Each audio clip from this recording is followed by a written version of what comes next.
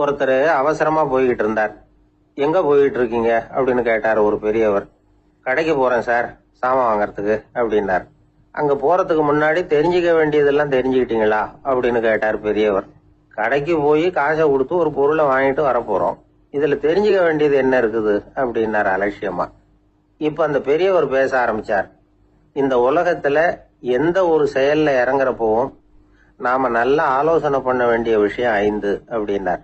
உதாரணமா, ஒருத்தன் கடைக்கு போய் ஏதோ ஒரு பொருளை வாங்கிட்டு வர போறான்னு வச்சுக்கங்களேன். அப்ப கூட அவன் 5 விஷயங்களை பத்தி தெரிஞ்சுக்க வேண்டியிருக்குது அப்படிங்கிறார் அவர். முதல்ல அந்த பொருள் எப்படிப்பட்டது அப்படிங்கறத தெரிஞ்சுக்கணும்.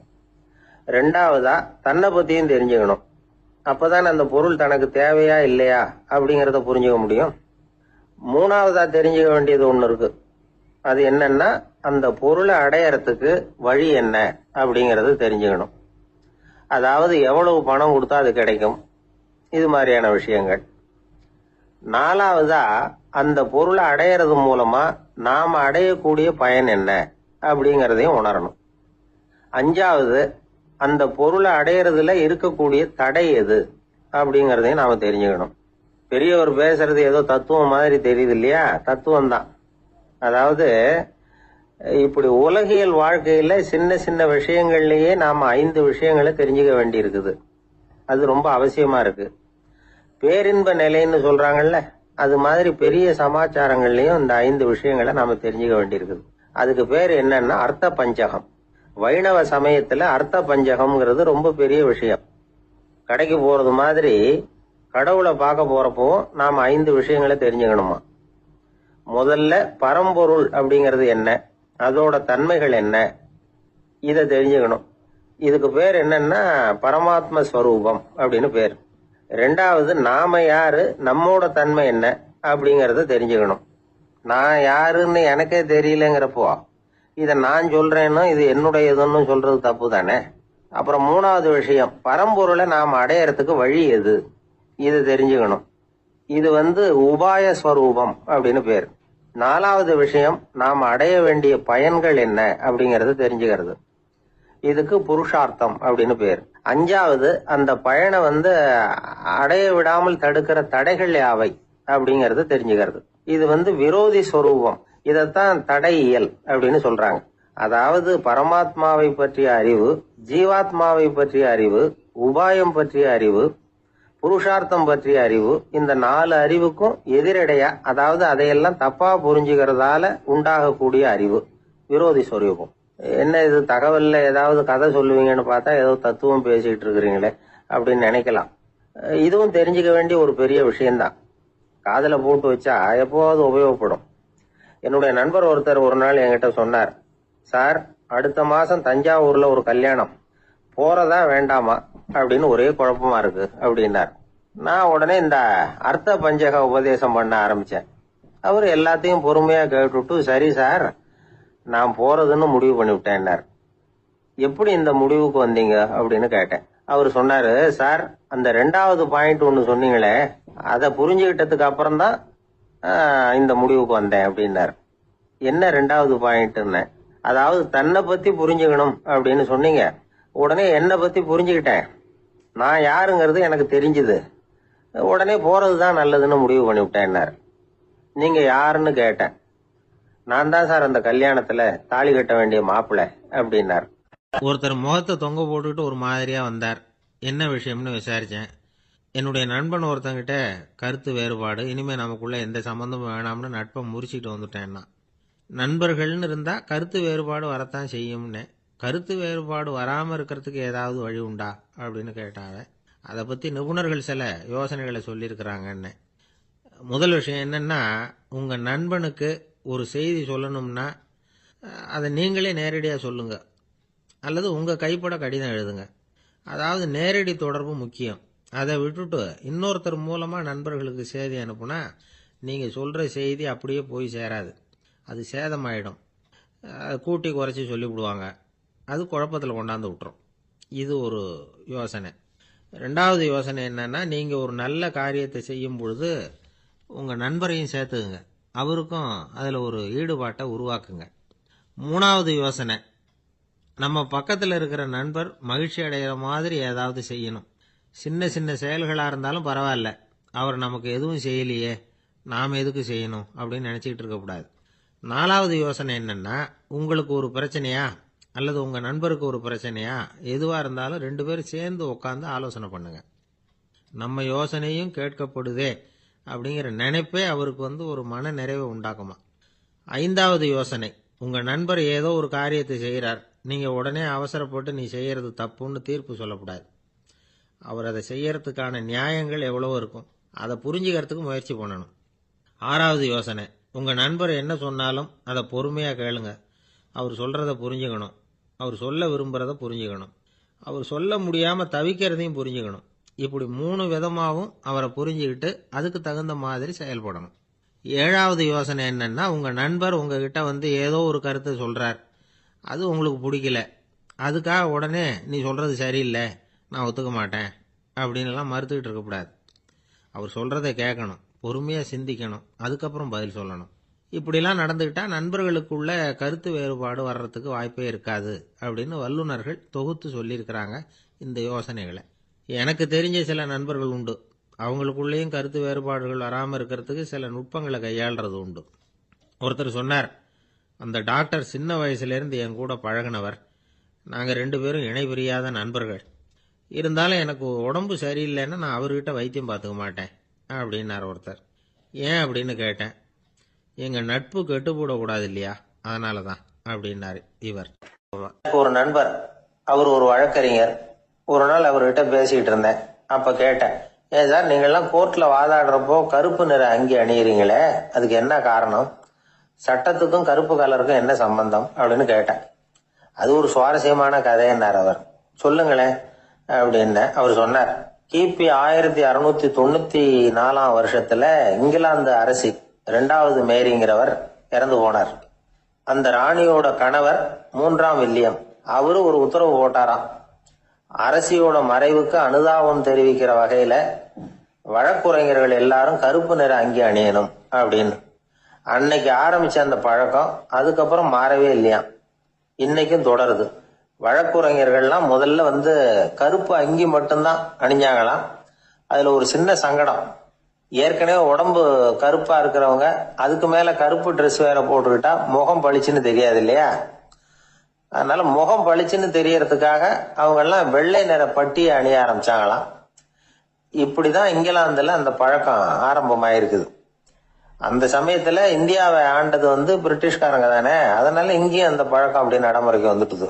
அதே மாதிரி சர்ச்சிலின் மூதாதையரான மார்ல்பரோ பிரபுவின் ஞாபகார்த்தமா நீதிபதிகள் இந்த வெள்ளை குள்ளாய் அணிகிற முறை பழக்கத்துக்கு வந்துதான். இதுதான் என்னுடைய நண்பர் சொன்ன தகவல். இங்கிலாந்துல நீதிமன்றம்ங்கிறது ரொம்ப மதிப்புள்ளது. அந்த அளவுக்கு சட்டத்துக்கு அங்க மரியாதை.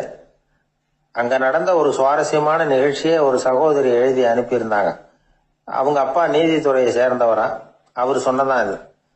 அவங்க எழுதி அனுப்பியிருந்த விஷயம் என்னன்னா, அங்க ஒரு கேஸ்ல ஒரு முக்கியமான தீர்ப்பு வழங்க வேண்டி இருக்குது. ஜட்ஜு, பாரட்லா படிச்ச பெரிய பெரிய வக்கீல்கள், ஜூரி எல்லாருமா கூடி அந்த கேஸை பத்தி விவாதிக்கணும். சுமாரா 40 பேர். இதுக்காக கோர்ட் ஹால்ல விசேஷ சேம்பர்ல நுழையறதுக்கு முன்னாடி அவங்க எல்லாம் தங்களுடைய கோட்டு தொப்பி எல்லாத்தையும் கழட்டி அங்க நின்றுகிட்டு இருந்த ஒரு அட்டெண்டர் கிட்ட கொடுத்துட்டு உள்ள போனாங்க. அந்த ஆளு படிக்காதவர். அவரு ஒவ்வொருத்தர் கொடுக்கறதையும் வாங்கி அங்க அப்படியே ஒரு இடத்துல அடுக்கி வைக்கிறார். அப்படியே வாங்கி உள்ள வச்சுக்கிட்டு இருக்கிறார் ஒவ்வொரு இடத்துல. அது அவரோட வேலை. உள்ள போன ஜட்ஜி, வக்கீல், ஜூரி எல்லாரும் ரொம்ப நேரமா அந்த கேஸை பத்தி விவாதிக்கிறாங்க. ஒரு நாள் பூரா ஆயிட்டுது. அவ்வளவு தீவிரமா அக்கு வேறு ஆணி வேறைய பிச்சு உதறி இருக்கிறாங்க. ஒரு வழியா 13 மணி நேரம் கழிச்சு வெளியில வந்திருக்கிறாங்க.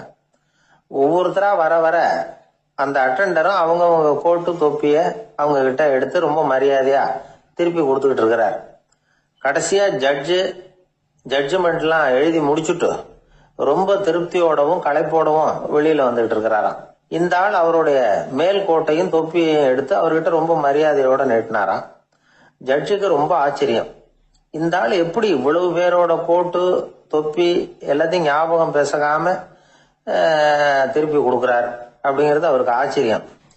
அதனால அவர் அந்த ஆளை பார்த்து கேட்டாராம், ஏப்பா இந்த கோட்டை கொடுக்குறிய, இது என்னோடது தானா, என்னோடது தான்னு உனக்கு எப்படி தெரியும் அப்படின்னாராம்.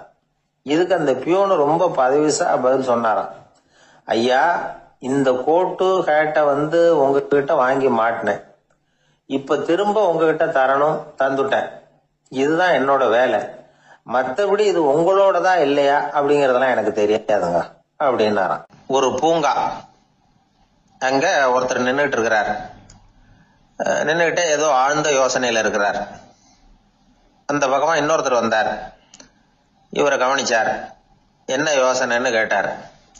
எப்படி எழுந்திருக்கிறதுன்னு யோசனை பண்ணிட்டு இருக்கிறேன்னாரு அவர். கேட்டவருக்கு ஒரு மாதிரி ஆயிட்டுது.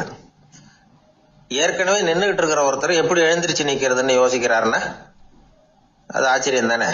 அதுக்கப்புறம் இவர் யோசிக்க ஆரம்பிச்சார், என்ன இவர் இப்படி பேசுறாரு அப்படின்னு. கீழே விழுந்தாதானே எழுந்திருச்சு நிக்க முடியும். அதனால எழுந்திருக்கணும்னு நினைக்கிறவங்க முதல்ல கீழே விழணும்.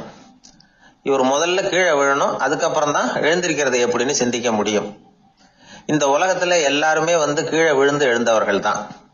இப்ப இந்த குழந்தை பருவத்துல கீழே விழாம நடைபயில கற்றுக்கிட்டவங்க யாராவது உண்டா? சின்ன வயசுல ஒரு தடவை கூட கீழே விழல சார், அப்படியே பிறந்தார் வளர்ந்தார் பெரியவர் ஆயிட்டார் அப்படின்னு யாரையும் சொல்ல முடியாது. அதனால மனுஷங்கிறவன் விழுந்து புரண்டு எழுந்துதான் நடக்க கத்துக்கிறான். ஒரு உண்மையை நாம எல்லாரும் புரிஞ்சுக்கணும். இந்த உலகத்துல தவறு செய்யாத மனிதர்களே யாரும் கிடையாது. அப்படி இருக்கிறப்போ எப்போதாவது நாம தவறு பண்ணிவிட்டோம்னா அதுக்காக மனசு உடைஞ்சு போயிடக்கூடாது, வாழ்க்கையில வெறுப்பு வந்துடக்கூடாது.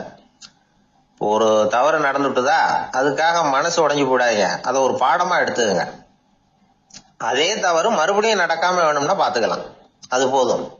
தடைக்கல்ல படிக்கல்லாம் மாத்திக்கணும், இதுதான் இதுல முக்கியம். ஒரு அலுவலகம், அங்க ஒரு அதிகாரி, அவர் உயர்ந்த பதவியில் இருந்தார், சிறந்த நிர்வாகின்னு பேர் வாங்கினவர். அவர் தனக்கு கீழே வேலை செய்யறவங்க கிட்ட எல்லாம் சொல்லுவாராம், இந்த நிறுவனத்துல நீங்க எத்தனை தடவை வேணும்னாலும் தவறுகள் செய்யலாம், ஆனா ஒரே விஷயம் என்னன்னா ஒரே தவறை மறுபடியும் செய்யக்கூடாது, அது முக்கியம் அப்படின்பாராம். இத மேம்போக்கா பார்த்தா அவர் ஏதோ தன்னுடைய ஊழியர்களை தவறு செய்ய தூண்டுறது மாதிரி தெரியும். ஆனா உண்மை அப்படி இல்லை. இன்னைக்கு என்ன நடக்குது தெரியுமா? அநேகமா எல்லா மனிதர்களுமே ஒரே தவறை தான் மறுபடியும் மறுபடியும் செய்யறாங்க. விளையாட்டு வீரர்கள் ஒரே மாதிரியான தவறுகளை திரும்ப திரும்ப செய்யறது உண்டு. கணக்கு எழுதுறவங்களை பாருங்க, ஒரே தப்ப மறுபடியும் மறுபடியும் செய்வாங்க. அலுவலகம் வருகிறவர்களை கவனிங்க, ஒரு நாள் தாமதமா வந்தா பரவாயில்ல, தினமும் தாமதமா வருவாங்க. இது மாதிரி செய்த தவறையே திரும்ப திரும்ப செய்யறதுக்கு என்ன காரணம் அப்படின்னா சோம்பல், ஞாபக மறதி, கவனக்குறைவு, தன்னுடைய திறமை பேர்ல அளவுக்கு மீறிய நம்பிக்கை, இப்படி இதுல ஏதாவது ஒரு காரணமா இருக்கலாம் அப்படிங்கிறாங்க இது பற்றி ஆய்வு செய்கிற வல்லுநர்கள். ஒரு தடவை செஞ்ச தவிர மறுபடியும் செய்யறது இல்லைன்னு முடிவு செஞ்சுக்கிட்டு அதை செயல்படுத்த கத்துக்கணும், அது போதும், வாழ்க்கை வெற்றிகரமா அமையும் அப்படிங்கிறாங்க அந்த அனுபவசாலிகள். அதனால வெற்றிகரமா வாழ்க்கையில நடைபோட விரும்பும் இளைஞர்கள் தவிர்க்க வேண்டியது என்னன்னா, முதல்ல சோம்பலை தவிருங்கள், சுறுசுறுப்பாக இயங்குங்கள் அப்படிங்கறது அவங்க அறிவுரை. ரெண்டாவது ஞாபக மறதி, எந்த செயல்லையும் ஈடுபாடு வேணும், அக்கறை வேணும். மூணாவது கவனக்குறைவு, எதையும் அலட்சியப்படுத்தக்கூடாது. நாலாவது என்னால முடியாதது எதுவுமே கிடையாது அப்படிங்கிற அளவுக்கு மீறிய நம்பிக்கை, அது ஆபத்துல கொண்டு போய் விட்டுரும். அதனால முதல் தவறு உங்களுக்கு ஒரு பாடமா அமையணும். ஒரு மனிதர் அவர் தன்னுடைய 2 காதுலையும் கட்டு போட்டுக்கிட்டு வந்தார். அவருடைய நண்பர் அதை கவனிச்சுட்டார். என்ன சார் ஆச்சு, 2 காதுலையும் கட்டு போட்டுருக்கீங்களே அப்படின்னு விசாரிச்சார். ஒண்ணுமில்ல சார், வீட்டுல ரொம்ப ஆர்வமா டிவியில கிரிக்கெட் மேட்ச் பாத்துக்கிட்டு இருந்தேன். அப்போ என்னுடைய மனைவி துணிகளுக்கு அயன் பண்ணிட்டு இருந்தாங்க. அயன் பாக்ஸ் அப்படியே வச்சுட்டு அடுப்பங்கரைக்கு போயிட்டாங்க. அந்த சமயம் பார்த்து டெலிபோன் பண்ணி அடிச்சுது. அவசரமா ஓடி போய் அதை எடுத்து காதுல வச்சேன். அப்பதான் தெரியும் அது அயன் பாக்ஸ்ங்கிற விஷயம். சூடா இருந்ததா, சுட்டு விட்டுது அப்படின்னாரு. ஒரு காது சரி சார், 2 காதும் ஏன் அப்படி ஆச்சு அப்படின்னு கேட்டார். அதே ஆளு மறுபடியும் போன் பண்ணா சார் அப்படின்னாரு. இவர் எவ்வளவு தூரம் யோசிச்சிருப்பாரு பாருங்க. அதனால ஒரு தவறு மறுபடியும் நடக்கக்கூடாது, முதல் தவறு உங்களுக்கு ஒரு பாடமாக அமையட்டும் அப்படிங்கிறது தான் இதுல இருந்து நாம தெரிந்து கொள்ள வேண்டிய கருத்து. அதனால தவறுகள் அதெல்லாம் தடைக்கெல்லாம் நினைக்க வேண்டாம், படிக்கெல்லாம் நினைப்போம். அப்படி நினைச்சோம்னா வாழ்க்கையில வெற்றி நிச்சயம். ஒரே ஒரு ஊர்ல ஒரு ராஜா இருந்தார், ரொம்ப நல்லவர். ஒரு நாள் அரண்மனையில விசாரணை நடந்துகிட்டு இருக்குது. அதுல ஒரு வழக்கு. ஒரு விவசாயி புகார் கொடுக்கிறார். என்ன புகார்னா, அவர் வயல்ல ஆடுகள் மேய்ஞ்சி பயிரை அழிச்சுட்டுது. நிறைய உழைச்சி செலவு பண்ணி பயிரை உண்டாக்கி வச்சிருந்தேன், எல்லாம் போயிட்டுது. இனிமே நான் என்ன செய்யறது, நீங்க தான் சரியான தீர்ப்பு வழங்கணும் அப்படின்னார் அந்த விவசாயி. அந்த ஆடுகளுக்கு சொந்தக்காரர் யாருன்னு கண்டுபிடிச்சு அரண்மனைக்கு அழைச்சிட்டு வாங்கன்னு உத்தரவு போட்டார் ராஜா. சேவகர்கள் போனாங்க, ஆளை கண்டுபிடிச்சாங்க, கூப்பிட்டுக்கிட்டு அரண்மனைக்கு வந்துட்டாங்க. ராஜா விசாரணை பண்ணாரு. அப்புறம் விசாரிச்சு முடிச்சுட்டு தீர்ப்பு வழங்கினார். இந்த விவசாயி அடைந்திருக்கிற இழப்புக்கு ஈடாக உன்னுடைய ஆடுகளை அவன்கிட்ட கொடுத்துட வேண்டியது அப்படின்னு சொல்லிவிட்டார். உன்கிட்ட இருக்கிற ஆடு பூரா அவன்கிட்ட கொடுத்துரு, அந்த ஆட்டுனால ஏற்பட்ட இழப்பு சரியா போகட்டும் அப்படின்னு தீர்ப்பு வழங்கிட்டார். அந்த மன்னருடைய மகன் இதை பார்த்துக்கிட்டே உட்காந்துருந்தான். இந்த தீர்ப்பை இன்னும் கூட சிறப்பா வழங்கலாமே அப்படின்னு நினைச்சான். அப்பா கிட்ட சொன்னான். உடனே அந்த அரசர், சரி நீயே இதுக்கு சரியான தீர்ப்பு சொல்லு அப்படின்னார். அந்த இளவரசன் தீர்ப்பு சொல்றான். அவன் சொன்ன தீர்ப்பு என்னன்னா, உங்ககிட்ட இருக்கிற ஆடுகள் எல்லாத்தையும் ஒரு வருஷ காலத்துக்கு அந்த விவசாயி கிட்ட ஒப்படைச்சிட வேண்டியது. அந்த ஒரு வருஷத்துக்குள்ள அந்த ஆடுகள் போடுற குட்டிகள், பால், எரு எல்லாம் விவசாயி எடுத்துக்க வேண்டியது. ஒரு வருஷத்துக்கு அப்புறம் உங்களுடைய ஆடுகளை நீங்களே திருப்பி வாங்கிக்க வேண்டியது. இதுதான் இளவரசன் சொன்ன தீர்ப்பு. இது சரியான தீர்ப்பு தான். இனிமே என்னுடைய அரச பொறுப்புகளை இளவரசர் வசம் ஒப்படைக்கிறேன் அப்படின்னு சொல்லி ஒப்படைச்சுட்டாராம். அதாவது தாவூத் நபி, சுலைமான் நபி இவர்களுடைய சரித்திரத்துல இந்த சம்பவம் காணப்படுறதாக ஒரு நண்பர் சொன்னார். ஒரு தண்டனையை பெறுகிறவன் அதுக்கு பிறகு சமூகத்துல நல்ல விதமா வாழறதுக்கு வாய்ப்பு இருக்கிறது மாதிரி அமையணும் தீர்ப்பு. அதுக்கு இது ஒரு உதாரணம். சில தீர்ப்புகள் எப்படி அமைஞ்சு விடுதுன்னா, ஒரு தண்டனையை அனுபவிச்சு முடிச்சவன் அதுக்கப்புறம் இந்த சமூகத்துல நல்லவனா வாழறதுக்கு நினைச்சா கூட அதுக்கு தகுதி இல்லாதவன் அப்படிங்கிற அளவுக்கு சூழ்நிலை அமைஞ்சிருது. இது சிந்திக்க வேண்டிய ஒரு செய்தி. இன்னொரு ஊர்ல ஒரு ராஜா இருந்தார். அவர் ஒரு நாள் ஒரு போட்டி வச்சார். என்ன போட்டின்னா, அரண்மனை வாசல்ல ஒரு பெரிய நீச்சல் குளம், அதுல நிறைய விஷப்பாம்புகள். எந்த இளைஞன் துணிச்சலா அதுல நீச்சல் குளத்துல குதிச்சு நீந்தி கரையேறி வர்றானோ அவனுக்கு 100 ஏக்கர் நிலம் பரிசா வழங்கப்படும். அது வேணாம்னா 1000 ஆடுகள் பரிசா வழங்கப்படும். அதுவும் வேணாம்னா என்னுடைய மகளை கல்யாணம் பண்ணிக்கலாம். இதுதான் மன்னருடைய அறிவிப்பு. பரிசுலாம் நல்லா தான் இருக்குது, இருந்தாலும் பாம்புகள் உள்ள குளம்ங்கிறது நல்லா இல்லையே. அதனால யாரும் அதுல குதிச்சு நீஞ்சறதுக்கு முன் வரல. இருந்தாலும் திடீர்னு ஒரு இளைஞன் அந்த நீச்சல் குளத்துல குதிச்சான், நீந்தனா ஒரு வழியா கரையேறி வந்துட்டான். மன்னருக்கு ரொம்ப மகிழ்ச்சி. நீதான் தைரியமான இளைஞன், வா இப்படின்னு கூப்பிட்டார். கிட்ட வந்தான். அந்த இளைஞன் தண்ணீர் சொட்ட சொட்ட நிக்கிறான். சரி, உனக்கு 100 ஏக்கர் நிலம் வேணுமான்னு கேட்கிறார். வேண்டாங்கிறான். சரி, அப்படின்னா 1000 ஆடுகள் வேணுமான்னு கேட்கிறார். அதுவும் வேணாங்கிறான். ஓ, அப்படின்னா என் பொண்ணை கல்யாணம் பண்ணிக்கிறியா அப்படின்னு கேட்கிறாரு. அதுவும் வேணாங்கிறான். ராஜாவுக்கு ஒன்றும் புரியல. அப்படின்னா உனக்கு என்னதான் வேணும் அப்படிங்கிறாரு. என்னை புடிச்சு இந்த குளத்துல தள்ளி விட்டவன் யாருங்கிறது எனக்கு தெரியணும் அப்படின்னு. அன்பா இருக்கணும்னு அநேக பெரியவங்க சொல்லி இருக்கிறாங்க. நாமளும் அதை கேட்டுட்டு அன்பு காட்டுறதுக்கு தயாரா தான் இருக்கிறோம். அதை வாங்கறதுக்கு தான் ஆளை காணும். இருந்தாலும் அன்புல எத்தனையோ வகை உண்டு. அதை சரியா புரிஞ்சுக்கிட்டு அதுக்கப்புறம் அன்பு காட்ட ஆரம்பிக்கணும். வகையை புரிஞ்சுக்காம அன்பு காட்டினா வம்புல மாட்டிக்க வேண்டியதுதான். அன்புன்னா சாதாரணமா நினைச்சு விடாதீங்க. அதுல எவ்வளவு விதம் தெரியுமா? இரக்கம், கருணை, காருண்யம், பந்துத்துவம், பட்சம், பாசம், நேசம், விசுவாசம், அபிமானம், காதல், பக்தி, இப்படி பல விதமா அதை பத்தி சொல்லி வச்சிருக்கிறாங்க பெரியவங்க. இந்த வார்த்தைகள் எல்லாம் நாம கேள்விப்பட்டதுதான். இருந்தாலும் அதுகளுக்குள்ள என்ன வித்தியாசம்னு கேட்டா சரியா சொல்ல தெரியாது. அதனால இந்த வார்த்தைகளுக்கெல்லாம் பெரியவங்க என்ன விளக்கம் சொல்றாங்கன்னு இப்ப பார்க்கலாம். எளியவர்கள் மேல செலுத்துற அன்பு இருக்கு பாருங்க, அதுக்கு இரக்கம்னு பேரு. அறிவு பலம், சரீர பலம், இது ரெண்டும் இல்லாதவங்க மேல, அதாவது வலிமையற்றவர்கள் மேல செலுத்துற அன்பு இருக்கு பாருங்க, அதுதான் கருணை. எறும்புல இருந்து யானை வரைக்கும் சகல ஜீவராசிகள் மேலேயும் காட்டுற அன்புக்கு காருண்யம்னு பேரு, ஜீவகாருண்யம். சிவி சக்கரவர்த்தி காட்டின அன்பு இந்த ரகம். உறவினர்கள், சொந்தக்காரங்க, அவங்க வசதியா இருந்தாலும் வறுமையில இருந்தாலும் வித்தியாசம் இல்லாம காட்டுற அன்பு இருக்கு பாருங்க, அதுக்கு பேரு பந்துத்துவம். ஒரு எஜமானன் வேலையாள்கிட்ட காட்டுற அன்பு இருக்கு பாருங்க, அதுக்கு பேரு தான் பட்சம். அவனும் தன்னை மாதிரி மனுஷன்தாங்கிற நினைப்பு வேணும். ஒரு தாய் தன்னுடைய குழந்தை மேல, ஒரு குழந்தை தன்னுடைய தாய் மேல செலுத்துற அன்புக்கு பாசம்னு பேரு. ஈருடல் ஓர் உயிர்னு நினைக்கிறது இது. ராமரும் கௌசலையும் இதுக்கு உதாரணம். தம்மை ஒத்த நண்பர்கள் கிட்ட செலுத்துற அன்புக்கு நேசம்னு பேரு. வயசு, செல்வம், அந்தஸ்து இந்த வித்தியாசம் எல்லாம் பார்க்காம அவங்க சுக துக்கத்துல சமபங்கு எடுத்துக்கிறது இது. கிருஷ்ணன் குசேலர்கிட்ட காட்டினது இந்த ரகம். வேலை செய்யறவன் முதலாளி கிட்ட காட்டுற அன்புக்கு விசுவாசம்னு பேரு. தேசத்து மேலையும் தாய்மொழி பேர்லயும் செலுத்துற அன்புக்கு அபிமானம்னு பேரு. தேசாபிமானம்னு சொல்றமே இதுதான். ஒரு கணவன் மனைவி பேர்ல காட்டுற அன்புக்கு காதல்னு பேரு. கடவுள் பேர்ல செலுத்துற அன்புக்கு பக்தின்னு பேரு. இப்படி அன்புல பல ரகம் இருக்கிறப்போ அதுல உள்ள வித்தியாசம் தெரியாம இடம் மாத்தி அன்பு காட்டினா இடைஞ்சல் தான். சரி, இந்த அன்பை பத்தி விஞ்ஞானம் என்ன சொல்லுது தெரியுமா? இதயத்தை பாதுகாக்கிறதுக்கு முக்கியமா தேவைப்படுற ஒண்ணு இந்த அன்புதான்னு சொல்லுது. நெதர்லாந்து விஞ்ஞானிகள் இதை ஆராய்ச்சி பண்ணியே கண்டுபிடிச்சிருக்கிறாங்க. கொஞ்சம் முயல் குட்டிகளை 2 பிரிவா பிரிச்சாங்க. 2 குரூப்புக்கும் கொழுப்பு அதிகமா உள்ள ஆகாரத்தையே கொடுத்துட்டு வந்தாங்க. ஆனா ஒரு குரூப்புக்கு வெறுமன ஆகாரத்தை கொடுத்ததோட சரி, இன்னொரு குரூப் முயல்களுக்கு ஆகாரம் கொடுத்ததோட நிறுத்திக்கல. அதுக்கு முன்னாடி கூண்டுகளை திறந்து விட்டு முயல்களை கொஞ்ச நேரம் எடுத்து கொஞ்சி விட்டு அதுக்கப்புறமா ஆகாரம் கொடுத்தாராம் ஆராய்ச்சியாளர். இந்த குரூப்புக்கு இதய பாதிப்பு 60% குறைச்சலா இருந்துதான். சில நோயாளிகளுக்கு ஹார்ட் அட்டாக் வந்தாலும் அதை தாங்கிக்கிட்டு குணமாகிற சக்தி அதிகமா இருக்குது. இது எப்படின்னு ஆராய்ச்சி பண்ணி பார்த்திருக்கிறாங்க. அவங்க எல்லாம் மனைவி தன் பேர்ல ரொம்ப அன்பா இருக்கிறதாக நினைக்கிறவங்களா இருக்கிறாங்களாம். இதய நோயாளிகள் பல பேரை சந்திச்சு இதய நோய் ஏற்பட என்ன காரணம்னு கேட்டிருக்கிறாங்க.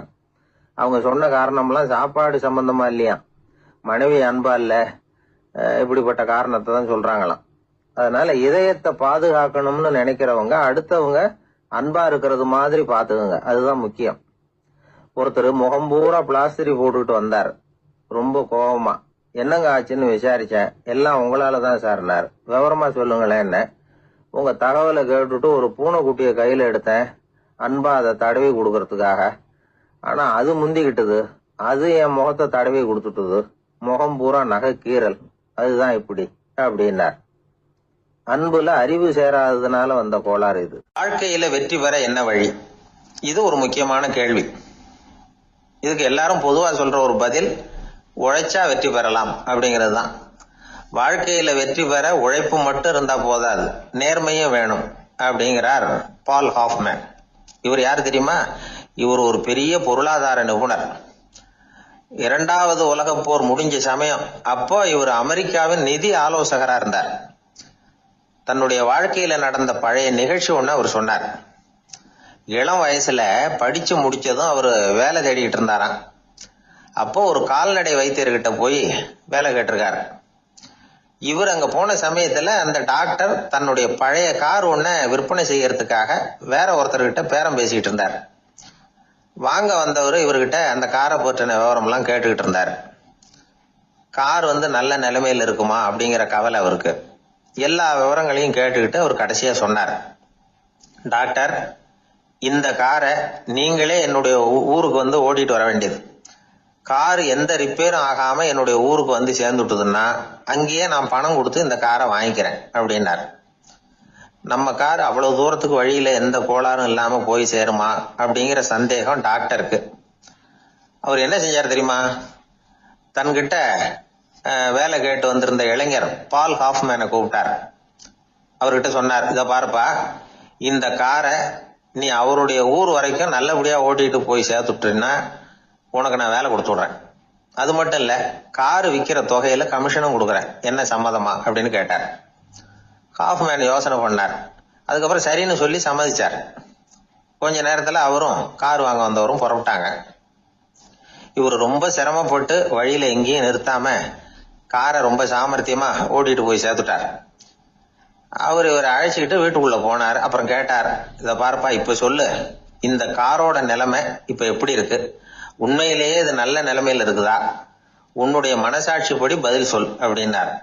இவரும் உடனே காரு நல்ல நிலைமையில தான் இருக்கு அப்படின்னு சொல்றதுக்கு வாயை திறந்தார். அதுக்குள்ள பார்வை எதிரில் உள்ள சுவர் மேல பட்டுது.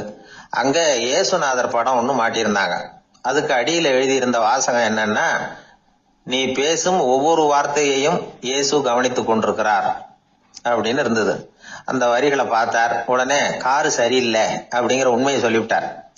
இவர் இப்படி சொன்னதும் அவர் இவரை ரொம்ப ஆச்சரியமா பார்த்தார். இவர்கிட்ட இருந்த நேர்மை அவரை சிந்திக்க வச்சது. உன்னுடைய நேர்மையை பாராட்டுறேன், உனக்கு கமிஷன் கிடைக்கணுங்கிறதுக்காகவே நான் இந்த காரை வாங்கிக்கிறேன்னார். இப்போ அவர் திகைச்சு போய் நின்னார். மறுபடியும் அவர் சொன்னார், நீ காரை ஓட்டிட்டு வரும்பொழுதே உன்னுடைய திறமையை பார்த்தேன், உனக்கு விருப்பம் இருந்தா நீ என்கிட்டயே வேலைக்கு சேர்ந்துடலாம் அப்படின்னார். பால் ஹாஃப்மேன் அவர்கிட்ட வேலைக்கு சேர்ந்தார். படிப்படியா முன்னேறினார். கடைசியில பாத்தீங்கன்னா அமெரிக்காவுடைய நிதி ஆலோசகரா ஆனார். அதுக்கப்புறம் அவர் அந்த பழைய சம்பவத்தை எப்பவும் மறக்கிறது இல்லை, அடிக்கடி சொல்றது உண்டு. அதனால இதுல இருந்து நாம தெரிஞ்சுக்க வேண்டியது என்னன்னா, வாழ்க்கையில முன்னுக்கு வரணும்னா உழைப்பு மட்டும் போதாது, நேர்மையும் வேணும். ஆனா இந்த காலத்துல சிலருடைய நேர்மை நமக்கு ஆச்சரியமா கூட இருக்கும். ஒருத்தர் புஸ்தக கடை வச்சிருந்தார். ரொம்ப நேரமா தேடி ஒரு புத்தகத்தை கையில் எடுத்தார். அதுக்கு பில் போட சொன்னார். அந்த புத்தக கடைக்கு வந்த இன்னொருத்தர் பில் போடுறவர், சார் இந்த புத்தகம் மகா அறுவை, மகா மட்டம், இது வேணாம் உங்களுக்கு, வேற ஏதாவது ஒண்ணு பாருங்கன்னார். புத்தக கடை வச்சிருக்கிறவரே இப்படி சொன்னார். வாங்க வந்தவர் இவர் ஆச்சரியமா பார்த்தார். உங்க நேர்மையை பாராட்டுறேன், அது சரி, இந்த புத்தகத்தை ஏற்கனவே நீங்க படிச்சு பார்த்துட்டீங்களான்னு கேட்டார். அதை படிச்சு வேற பார்க்கணுமான்னார். அப்புறம் எப்படி இது மகா மட்டம்னு சொல்றீங்க அப்படின்னார். அதை எழுதினவனே நான் தான் சார் அப்படின்னார் அவர். இது ஒரு விதமான நேர்மை, நேர்மையை ஒத்துக்கிறது. எப்படி இருந்தாலும் வாழ்க்கையில உழைப்பும் நேர்மையும் உயர்வதற்கு வழிகள். உழைப்பை விட நேர்மை முக்கியம் அப்படிங்கறத புரிந்து கொண்டால் வாழ்க்கையில வெற்றி நிச்சயம். ஒரு ஊர்ல ஒரு ராஜா இருந்தார். பெரிய அரண்மனையில தான் இருக்கிறார். எல்லா வசதியும் இருந்தது. இருந்தாலும் அவர் எல்லாரும் சொல்றது எப்படி தெரியுமா, பிச்சைக்கார ராஜா. அப்படி ஒரு பேர் அவருக்கு நிலைச்சு போச்சு. ஜனங்களும் சரி, மற்ற தேசங்களில் உள்ளவங்களும் சரி, அவர் அந்த பேர் சொல்லியே குறிப்பிடுறது வழக்கமாக போட்டுது. இது அவருக்கு ரொம்ப கவலையா போச்சு. என்ன இது, நம்மளை தேடி வர்றவங்களுக்கெல்லாம் நாம சோறு போடுறோம், நம்ம புகழ்ந்து பாடல் ஏற்றி கொண்டு வர்ற புலவர்களுக்கெல்லாம் அவங்க எப்படி வந்தாலும் ஒருவேளை சோறு போடணுங்கிறது உத்தரவு. இவ்வளவுலாம் செஞ்சும் நம்மளை போய் பிச்சைக்கார ராஜான்னு எல்லாரும் சொல்றாங்களே, அது ஏன், எதுக்காக இப்படி சொல்றாங்க? இதுதான் ராஜாவுக்கு குழப்பம். சரி, இதை பத்தி நம்ம அமைச்சர்கள் கிட்ட கேட்கலாமா அப்படின்னு யோசனை பண்ணார். இந்த விஷயத்த போய் அவங்க கிட்ட எப்படி கேட்கறதுன்னு அவருக்கு தயக்கமா இருந்தது. கௌரவ குறைச்சலா தெரிஞ்சுது அவருக்கு. சரி, சாதாரண குடிமக்கள் கிட்ட இதை பத்தி கேட்கலாமா அப்படின்னு யோசனை பண்ணார். கேட்கலாம், ஆனா அவங்க யாரும் ராஜா முன்னாடி வந்து நின்று தைரியமா பேசக்கூடிய அளவுக்கு இல்லை. ராஜாவோட குழப்பம் நாளுக்கு நாள் அதிகமா போச்சு. கடைசியா அவர் ஒரு முடிவுக்கு வந்தார். அதாவது இதை பத்தி ஒரு பிச்சைக்காரங்கிட்டே கேட்டு பார்த்துட்டா என்ன. இதுதான் அவர் பண்ண முடிவு. உடனே மாறு வேஷம் போட்டுக்கிட்டு நகர்வலம் போனார். ஒரு பிச்சைக்காரனை கண்டுபிடிச்சார். இதை பாருப்பா, நம்ம ராஜாவை எல்லாரும் பிச்சைக்கார ராஜான்னே சொல்றாங்களே, அதுக்கு என்ன காரணமா இருக்கும் அப்படின்னு கேட்டார். அதுக்கு அவன் சொல்றான், இதுக்கான பதில இன்னும் ஒரு 30 நாள்ல சொல்றேன் அப்படின்னா. உடனே இவருக்கு சந்தோஷம். உண்மையை அவங்ககிட்ட சொன்னார். நான் வேற யாரும் இல்லை, நான் தான் இந்த நாட்டு ராஜா. இப்ப நீ என் கூடவே வந்துரு, அரண்மனையிலேயே தங்கிக்கோ. 30 நாள் கழிச்சு எனக்கு பதில் சொல்லிவிட்டு அதுக்கப்புறமா நீ போகலாம் அப்படின்னு சொல்லி அழைச்சிட்டு வந்துட்டார். அரண்மனையில் ஒரு மூலையில் அவன் தங்கறதுக்கு இடம் கொடுத்தார். தினம் 2 வேளையும் இவனுக்கு சோறு போடுங்க அப்படின்னு உத்தரவு போட்டார். ராஜா கொடுத்த இடத்துல போய் உக்காந்துக்கிட்டான் அந்த பிச்சைக்காரன். தினமும் அந்த அரண்மனையில் நடக்கிறதையெல்லாம் கவனிச்சுக்கிட்டு வந்தான். வேளைக்கு சாப்பாடு வரும், சாப்பிட்டுக்கிட்டு இருக்கான். இப்படி 30 நாள் முடிஞ்சுது. ராஜா வந்தார். என்ன, என்னோட கேள்விக்கு பதில் என்னன்னு கண்டுபிடிச்சிட்டியான்னார். கண்டுபிடிச்சிட்டேன்னா. என்ன எல்லாரும் பிச்சைக்கார ராஜான்னு சொல்றாங்களே, அது நியாயமா படுதா உனக்குன்னு கேட்டார். நியாயமா தான் படுது, சந்தேகம் இல்லாம நீங்க பிச்சைக்கார ராஜா தான். என்னதான் நீங்க வசதியோடவும் படைபலத்தோடவும் இருந்தா கூட நீங்க எங்க வர்க்கத்தை சேர்ந்த ஆசாமி தான் அப்படின்னு அடிச்சு சொல்லிவிட்டான் அந்த ஆள். எதனால் அப்படி சொல்றேன்னு கேட்டார் இவர். அரசே, ஒரு உண்மையை கண்டுபிடிச்சு சொல்றதா நான் உங்ககிட்ட சொன்னேன். நீங்க ராஜ பரம்பரைன்னா உடனே உங்க கழுத்துல கிடக்கிற முத்து மாலையை கழட்டி பரிசா கொடுத்துருப்பீங்க, பொன்னையும் மணியையும் கொடுத்துருப்பீங்க. ஆனா நீங்க அப்படி செய்யல. என்ன ஒரு மூலையில உட்கார வச்சு 2 வேளை சோறு போட சொன்னீங்க. உங்களை தேடி யார் வந்தாலும், யார் பாராட்டி பேசினாலும் அல்லது பிரச்சனைகளை சொன்னாலும் நீங்க செய்யற ஒரே காரியம் சோறு போடுறது தான். பிச்சைக்காரனுக்கு சோறு மட்டும்தான் உலகம். உங்க விஷயத்திலையும் நீங்க அப்படித்தான் நினைக்கிறதாக தெரியுது. நல்லா கவனிங்க. எந்த ஒரு பிரச்சனைக்கும் சோறு தான் முடிவுன்னு நினைக்கிறீங்க பாருங்க. நீங்க சந்தேகம் இல்லாத எங்களை சேர்ந்த ஆளுதான் அப்படின்னு விட்டான் அந்த பிச்சைக்காரன். அதுக்கப்புறம் தான் அந்த ராஜா தன்னுடைய தவறுகளை எல்லாம் தேர்த்திக்கிட்டாராம். பசின்னு வர்றவங்களுக்கு சோறு தான் போடணும், அது தப்பு இல்ல.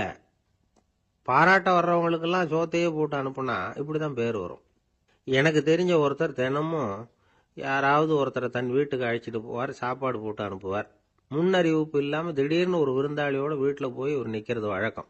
அந்த அம்மாவும் இவருக்காக தயார் பண்ணி வச்சிருந்ததை இவர் அழைச்சிட்டு வந்திருக்கிற விருந்தாளிக்கு போட்டுருவாங்க. விருந்தாளி சாப்பிட்டுட்டு போனதுக்கு அப்புறம் இவர் மனைவி கிட்ட உனக்கு சிரமம் வேணாம் அப்படின்னு சொல்லிவிட்டு பக்கத்தில் உள்ள ஒரு ஹோட்டலுக்கு போய் காசு கொடுத்து சாப்பிட்டுட்டு வந்துடுவார். பல நாள் இப்படி நடக்கும். ஒரு நாள் அவரை தனியாக கூப்பிட்டுக்கிட்டு போய் ஏன் இப்படி பண்ணுறீங்கன்னு கேட்டோம். அதுக்கு அவர் சொல்கிறாரு, எங்கள் வீட்டு சாப்பாட்டிலேருந்து தப்பிக்கிறதுக்கு எனக்கு வேற வழி எதுவும் தெரியல சார், அதனால தான் இப்படி பண்ணிட்டு இருக்கிறேன் அப்படின்னார். ரொம்ப பரிதாபம். அள்ள அள்ள குறையாதது அட்சய பாத்திரம், அது நமக்கு தெரியும், கேள்விப்பட்டிருக்கிறோம். ஆனா போட போட நிரம்பாத ஒரு பாத்திரம் உண்டு. அது என்ன தெரியுமா? நம்மள பல பேர்கிட்ட அந்த பாத்திரம் உண்டு. அதுதான் பேராசை அப்படிங்கிற பாத்திரம். அதை நிறைவு செய்யவே முடியாது. பேராசையை பத்தி சுஃபி இலக்கியத்துல ஒரு பிரபலமான கதை உண்டாம். அதை ஒரு பெரியவர் எடுத்து சொல்லியிருக்கிறார். ஒரு மன்னர் நகர்வலம் போயிட்டு இருக்கார். ஒரு பிச்சைக்காரன் மன்னர் எதிரில் வர்றான். பிச்சை போடுங்கிறான். என்னுடைய அமைதியை கெடுக்காதே போங்கிறார் மன்னர். அவன் சிரிக்கிறான். அரசே, உங்களுடைய அமைதி கெடக்கூடிய நிலையில இருந்தா அதுக்கு பேர் அமைதியே கிடையாது அப்படின்னு நானா. எதிரில் நிக்கிறது வெறும் பிச்சைக்காரன் இல்ல, யோகி அப்படிங்கறத மன்னர் புரிஞ்சுக்கிட்டார். துறவியே, உங்களுக்கு என்ன வேணும்னாலும் கேளுங்க, கொடுக்கறேன்னாராம். அந்த துறவி மறுபடியும் சிரிக்கிறார்.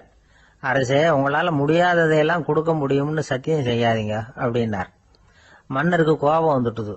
என்ன இவர் இப்படி சொல்றாரு அப்படின்னு நினைச்சார். நகர்வலத்தை பாதியிலேயே நிறுத்தினார். வாங்க அரண்மனைக்குன்னார். துறவியை அழைச்சிக்கிட்டு அரண்மனைக்கு வந்துட்டார். துறவி தன்கிட்ட இருந்த பிச்சை பாத்திரத்தை நீட்டினார். இது நிறைய எனக்கு பொற்காசுகள் வேணும் அப்படின்னாராம். அவ்வளவுதானா, இது ஒரு பெரிய காரியமா அப்படின்னு கையை தட்டினாராம் மன்னர். ஒரு பெரிய தாம்பாளம் நிறைய பொற்காசுகள் வந்து சேர்ந்தது. அதை அள்ளி போட்டார். போட போட அந்த பிச்சை பாத்திரம் நிரம்பவே இல்லை. பொற்காசுகள் போட போட அவ்வளவையும் உள்ள வாங்கிக்கிட்டே இருக்குது. அரசாங்க கஜானாவே காலி ஆயிட்டுது. மூட்டை மூட்டையா பொற்காசுகளை கொட்டி பார்த்துட்டாங்க. அது முழுங்கிக்கிட்டே இருக்குது. கடைசி வரைக்கும் அந்த பிச்சை பாத்திரம் நிரம்பவே இல்லை. அரசர்கிட்ட இருந்த கர்வம் போயிட்டுது. அப்படியே பொத்துன்னு துறவி காலில் விழுந்தார். அப்போ அந்த துறவி சொன்னாராம், மன்னா, இந்த பிச்சை பாத்திரத்தை உங்களால மட்டும் இல்ல, வேற யாராலையும் நிரப்ப முடியாது. அதுக்கு என்ன காரணம்னா, இது சாதாரண பிச்சை பாத்திரம் இல்ல, பேராசைகளோட வாழ்ந்து செத்து போன ஒரு மனிதனின் மண்டை ஓடுது அப்படின்னாராம். பாருங்க, இதுதான் அந்த சுஃபி இலக்கிய கதை. செத்த பிறகும் நிறைவு இல்லைன்னா அது எப்பேற்பட்ட பேராசையா இருக்கும்னு யோசிச்சு பார்த்துங்க. நம்மால ஒருத்தர் கல்யாணம் பண்ணிக்க பொண்ணு பார்த்துக்கிட்டு இருந்தார். அழகு, அறிவு, படிப்பு எதுவும் தேவையில்லை, பணம் மட்டும் இருந்தா போதும் அப்படின்னு பாக்குறவங்க கிட்ட எல்லாம் சொல்லி வச்சார். ரொம்ப நாளைக்கு அப்புறம் ஒரு பணக்காரர் கிடைச்சார். அவரு சொன்னார், இத பாருங்க, எனக்கு 20 வயசுல ஒரு மகள், அவளை நீங்க கல்யாணம் பண்ணிட்டா 2 லட்சம் பணம் கொடுப்பேன். 25 வயசுல ஒரு பொண்ணு, அவளை கல்யாணம் பண்ணிட்டா 2.5 லட்சம் தருவேன். 30 வயசுல ஒரு பொண்ணு இருக்கா, அவளை கல்யாணம் பண்ணிட்டா 3 லட்சம் தருவேன். என்ன சொல்ற அப்படின்னாராம். இவன் கொஞ்ச நேரம் யோசிச்சு பார்த்திருக்கான். அதுக்கப்புறம் மெதுவா அவரை நிமிர்ந்து பார்த்து, ஏன் சார், உங்ககிட்ட 50 வயசுல ஏதாவது பொண்ணு இருக்கா அப்படின்னு கேட்டானா. ஒரு ஊர்ல ஒரு மன்னர் இருந்தார். ஒரு நாள் அவருடைய அரசவைக்கு ஒரு ஓவியன் வந்தான். அவன் சீனா தேசத்திலிருந்து வந்தவன், தாவோ சிந்தனையாளன். அவன் அங்க மன்னர் முன்னாடி நிக்கிறான். யாரும் செய்ய முடியாத ஒரு காரியத்தை என்னால செய்ய முடியும்னா. இவன் இப்படி சொன்னதை கேட்டதும் ஏற்கனவே அங்க இருந்த அரசவை ஓவியன் ஒருத்தனுக்கு கோபம் வந்துட்டுது. இதோ பாரு, இப்படி எல்லாம் பேசக்கூடாது, நான் வேணும்னா உன்னுடைய சவாலை ஏத்துக்கிறேன் அப்படின்னா. நாம 2 பேரும் ஓவியம் தீட்டுவோம், அதை பார்த்துட்டு நம்ம 2 பேர்ல யாரு சிறந்த ஓவியன் அப்படிங்கறத மன்னரே தீர்மானம் செய்யட்டும், என்ன சொல்ற அப்படின்னு கேட்டான் அவன். அவனும் சரின்னு ஒத்துக்கிட்டான். போட்டி ஆரம்பமாச்சு. அரசர் அவங்களுக்கு 2 சுவர்களை ஒதுக்கி கொடுத்தார். 6 மாச காலம் அவகாசம் கொடுத்தார். 2 ஓவியர்களும் அவங்கவங்க வேலையை ஆரம்பிச்சாங்க. இரவு பகலா வேலை செய்ய ஆரம்பிச்சுட்டாங்க. 6 மாசம் முடிஞ்சது. அரசர் பார்த்தார். முதல்ல தன்னுடைய அரசவை ஓவியர் தீட்டி இருந்த ஓவியத்தை பார்த்தார். ரொம்ப பிரமாதமா இருந்தது, பாராட்டினார். இதோ பாரு, உன்னுடைய ஓவியம் அற்புதமா இருக்கு, உயிரோட்டம் உள்ளதா இருக்குது, கலையின் உச்சமே இதுதான், இதை விட சிறந்த ஒரு ஓவியத்தை வேற யாராலையும் படைக்க முடியாது அப்படின்னார். அதுக்கப்புறம் அந்த சீன ஓவியன் கிட்ட போனார். எங்க உன்னுடைய ஓவியம்னு கேட்டார். திரைச்சீலையை விலக்கி விட்டு பாருங்கன்னா. மன்னர் அந்த திரைச்சேலையை விளக்குனார். உள்ள ஓவியம் இருக்க வேண்டிய இடம் கண்ணாடி மாதிரி தெரிஞ்சுது. அவன் அந்த 6 மாச காலமா அந்த சுவரை தேய்ச்சி தேய்ச்சி கண்ணாடி மாதிரி ஆக்கி வச்சிருக்கிறான். அதுக்கு நேரா எதிர் சுவர்ல அரசவை ஓவியம் தீட்டின ஓவியம் இருக்கு. அது எதிரில் இருந்த இந்த கண்ணாடியில பட்டு பிரதிபலிக்குது. மன்னர் யோசனை பண்ண ஆரம்பிச்சார். அப்புறம் அந்த சீன ஓவியனை பார்த்து கேட்டார், இத பாரு, நீ என்னுடைய ஆளை தோற்கடிச்சுட்ட அப்படிங்கறதுல சந்தேகம் இல்லை. ஆனாலும் எங்களை ஏமாத்தி இருக்கிற, எந்த ஓவியமும் நீ வரையிலையே அப்படின்னார். அரசே, இதுதான் உண்மையான ஓவியம், உயிருள்ள ஓவியம். இது மனோபாவங்களை பிரதிபலிக்கும், மாறுகின்ற காலங்களை அப்படியே காட்டும் அப்படின்னா அந்த சீன ஓவியன். கையால வரைகிற ஓவியங்கள்ல சலனம் இல்லை. கண்ணாடி அப்படி கிடையாது. சக்தியின் ஓட்டம் அதுல எப்பவும் இருந்துகிட்டே இருக்கும். கண்ணாடி மட்டுமே ஜீவன் உள்ள ஓவியமா இருக்க முடியுங்கிறத அந்த சீன ஓவியன் தெரிஞ்சு வச்சிருந்தான். ஏன்னா அவன் ஒரு தாவோ சிந்தனையாளன். ஒவ்வொரு குழந்தையும் இந்த கண்ணாடியோட தான் பிறக்குது. ஆனா நாம என்ன செய்யறோம்னா ஓவியங்களை கண்ணாடி மீது பதிப்பிச்சு விடுறோம். கண்ணாடி நம்மளை பிரதிபலிக்குது. நம்முடைய அழகோ அவலட்சணமோ கண்ணாடியை பாதிக்கிறது இல்லை. ஏன்னா அதுக்கு மனம் கிடையாது. கடந்து போன வினாடியை பத்தி அது சிந்திக்கிறது இல்லை. அடுத்த கணத்தை பத்தின எதிர்பார்ப்பும் அதுகிட்ட கிடையாது. அதுதான் பற்றற்ற நிலை. மனிதனுக்கு தேவைப்படுறது அதுதான். கண்ணாடி கிட்ட இருந்து நாம கற்றுக்கொள்ள வேண்டிய பாடம் இது. வாழ்க்கையில மனிதர்களை நேசிக்கலாம், உலகின் அழகையெல்லாம் பிரதிபலிக்கலாம், ஆனா எதையும் பற்றி கொண்டு விடக்கூடாது அப்படிங்கிறது பெரியவர்கள் அறிவுரை. துயரம்ங்கிறது பற்றுக்களின் சாயை. கண்ணாடி முன்னாடி நிக்கிறப்போவெல்லாம் நமக்கு இந்த ஞாபகம் வரணுமா. ஒரு குடும்ப தலைவர் ஒரு நாள் காலையில விடிஞ்சு எழுந்திரிச்சதும் சத்தம் போட்டார். யார் இந்த கருங்குரங்கு படத்தை என் ரூம்ல கொண்டாந்து மாட்டி வச்சது அப்படின்னு கத்தினார். சமையல் கட்டில இருந்து மனைவி பதில் சொன்னாங்க, தூக்க கலக்கத்துல உளராதீங்க, நல்லா பாருங்க, அது படம் கிடையாது, முகம் பார்க்கிற கண்ணாடி அப்படின்னாங்க. ரொம்ப பேருக்கு கூட்டத்துல பேசுறதுன்னா பயம். நமக்கு ஒன்றும் தெரியாதுன்னு மற்றவங்க நினைச்சிடக்கூடாதுங்கிற எண்ணம் தான் இதுக்கு காரணம். ரொம்ப முக்கியமான ஒரு கூட்டம்னா பயம் அதிகமா இருக்கும். முக்கியமானவங்கெல்லாம் வருவாங்களே, அவங்கெல்லாம் நம்மளை பத்தி மட்டமா நினைச்சிருவாங்களே அப்படிங்கிற பயம் வந்துடும். ஆனா மேடை பேச்சுங்கிறது அவ்வளவு கடினமான ஒரு காரியம் இல்லைங்கிறாங்க அது சம்பந்தமான நிபுணர்கள். யாரும் பேச்சாளர் ஆகலாம், இது ஒன்றும் பெரிய கிஃப்ட் கிடையாது அப்படின்னு அவங்க சொல்றாங்க. நீங்க ஒரு சிறந்த பேச்சாளர் ஆகணுமா அப்படின்னா அதுக்குன்னு சில ஆலோசனைகளை சொல்லி வச்சிருக்கிறாங்க அனுபவசாலிகள். முதல் ஆலோசனை என்னன்னா, உங்க பேச்சு எளிமையா இருக்கணும். ஏதாவது ஒரு கருத்து அல்லது 2 கருத்து சொன்னா போதும். 20 அல்லது 30 கருத்துக்களை சொல்லிட்டே போகக்கூடாது. 2வது ஆலோசனை, நீங்க என்ன பேச போறீங்கிறது முதல்ல உங்களுக்கு நல்லா புரியணும். அதுக்கப்புறம் தான் அதை அடுத்தவங்களுக்கு புரிய வைக்க முடியும். எப்படி ஆரம்பிக்க போறோம், எந்த கருத்தை முக்கியமா வலியுறுத்த போறோம், எப்படி முடிக்க போறோம் அப்படிங்கறத முதல்ல நல்லா சிந்திச்சு மனசுல வச்சுக்கணும். கடைசியா என்ன சொல்றீங்களோ அதுதான் கேட்கறவங்க மனசுல நிற்கும். 3வது ஆலோசனை என்னன்னா, உங்க பேச்சு சுருக்கமா இருக்கணும். ஒரு 15 நிமிஷம் பேசுறது ரொம்ப பொருத்தம். மணிக்கணக்கில் பேசிக்கிட்டு இருக்கிறது நல்லது இல்லை. 4வது ஆலோசனை, நீங்க பேசுறது உண்மையா இருக்கணும். உங்களுக்கு உண்மையான அனுபவங்கள் இருக்கும், அதை சொல்லலாம். உங்களுடைய உண்மையான அனுபவங்களை மற்றவங்களோட பகிர்ந்துக்கணும், அதுதான் முக்கியம். 5வது ஆலோசனை, ஆரம்பத்தில் கொஞ்ச நேரம் உங்களை பத்தியும் எதிரில் உள்ளவங்களை பத்தியும் சம்பந்தப்படுத்தி ஏதாவது பேசி ஒரு நெருக்கத்தை ஏற்படுத்திக்கணும். ஒவ்வொருத்தரும் இப்ப இவர் பேச போறது நம்ம சம்பந்தப்பட்டது அப்படின்னு நினைக்க ஆரம்பிச்சிருவாங்கல்ல, அதுக்கப்புறம் அவங்க கேட்க தயாராயிட்டாங்கன்னு அர்த்தம்.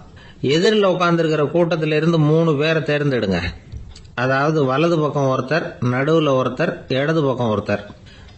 அதாவது உங்களை ரொம்ப கனிவாகவும் ஆர்வமாகவும் பார்க்கிறவரா பார்த்து தேர்ந்தெடுத்துங்க மனசுக்குள்ள. நீங்க பேசும்பொழுது என்ன பண்ணணும்னா, இவங்களை நேருக்கு நேரா மாறி மாறி பார்த்துக்கிட்டே பேசுனீங்கன்னா நீங்க ஏதோ ஒட்டுமொத்த கூட்டத்தையும் பார்த்து பேசுறதாக ஒரு உணர்வு அது ஏற்படுத்திவிடும். 6வது ஆலோசனை என்னன்னா, சொற்பொழிவுன்னா நீங்க பேசணும், படிக்கக்கூடாது. எழுதி படிக்கிறது நல்லா இருக்காது. குறிப்புகள் வேணும்னா வச்சுக்கலாம். படிக்கிறது பேப்பர்ல இருந்து வர்றது மாதிரி இருக்கும், பேசுறது இதயத்தில இருந்து வர்றது மாதிரி இருக்கும். அப்புறம் 7வது ஆலோசனை சொல்றாங்க. அது என்னன்னா, மேடையில ஏறி நின்ன உடனே இயல்பா மூச்சை இழுத்து விட்டுங்க, இயல்பு நிலைக்கு வாங்க, அதுக்கப்புறம் இயல்பா பேச ஆரம்பிக்கலாம் அப்படிங்கிறாங்க. இவ்வளவும் பேச்சு கலையில் வல்லுநர்களா இருக்கிறவங்க சொல்லுகிற ஆலோசனைகள். இதையெல்லாம் கடைபிடிச்சா நமக்கும் அதுக்கும் வெகு தூரம்னு நினைச்சுக்கிட்டு இருந்த ஒண்ணு இப்ப கிட்டத்துல நெருங்கி வந்துடும். நாம சொல்றபடியெல்லாம் அது கேட்கும். ஒரு பேச்சாளர், அவருக்கு சுருக்கமாவே பேச தெரியாது. மேடையில ஏற்றி விட்டுட்டா போதும், ஆரம்பிச்சிருவார், நிறுத்த மாட்டார், பேசிக்கிட்டே இருப்பார். ஒரு தடவை அவர் ஒரு கூட்டத்தில் ரொம்ப நேரம் பேசிக்கிட்டே இருக்கிறார். எதிரில் பொறுமை இழந்த ஒருத்தர் தன்னுடைய கை கடிகாரத்தை காட்டினார். அதை கவனிச்ச பேச்சாளர், மன்னிக்கணும், கை கடிகாரம் நான் கொண்டுகிட்டு வர மறந்துட்டேன், அதுதான் நேரம் போனதே தெரியல அப்படின்னு சொல்லியிருக்கிறார். இதுக்கு அவர் சொன்னாராம் கோபமா, ஏய்யா கடிகாரத்தை தான் பார்க்க முடியல, மறந்துட்டேன், பக்கத்தில் மாட்டிருக்கிற கேலண்டரையாவது பார்க்கக்கூடாதா அப்படின்னாராம். கணவன் மனைவி அன்பா இருக்கணும், ஒருத்தர் நல்லா புரிஞ்சுக்கணும், விட்டு கொடுக்குற மனப்பான்மை வேணும். அதுதான் ஒரு நல்ல குடும்பம். இன்னைக்கு பல குடும்பங்கள்ல அர்த்தமில்லாத சண்டைகள் தான் அதிகம். கிராமப்புறங்கள்ல வேடிக்கையா ஒரு கதை சொல்லுவாங்க. ஒரு ஊர்ல ஒரு ஆள் இருந்தான், வேலை வெட்டி இல்லாம சும்மாவே இருந்தான்.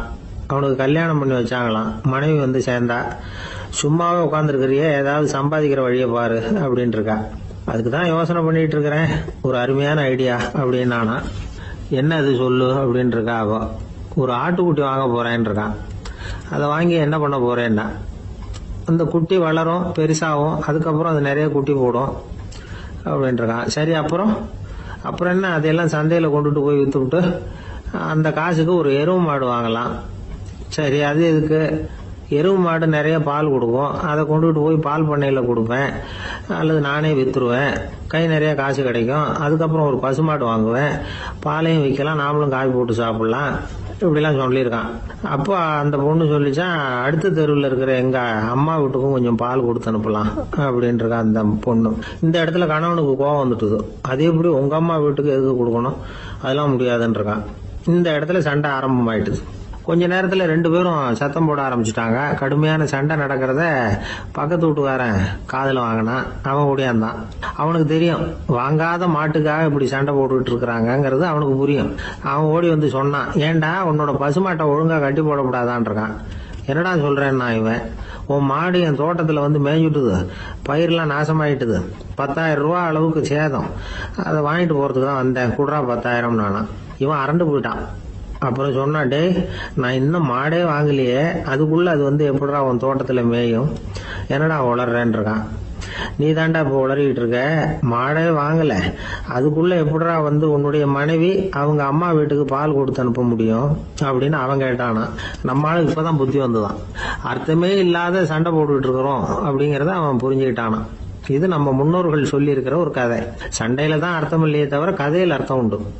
அதாவது இல்லாத விஷயங்களுக்காக சண்டை போட்டுக்கிட்டு இல்லறத்தை வீணாக்கிக்கிட்டு இருக்கிற மனிதர்கள் இன்றைக்கு நிறைய பேர் இருக்கிறாங்க. ஒருத்தன் தன்னுடைய மனைவியை பத்தி மாமனார்கிட்ட புகார் சொன்னானா, மாமா உங்க பொண்ணு அர்த்தமில்லாத சண்டை போடுறா, எதுக்கு எடுத்தாலும் எடுத்து எறிஞ்சு பேசுறா அப்படின்னு இருக்கான்.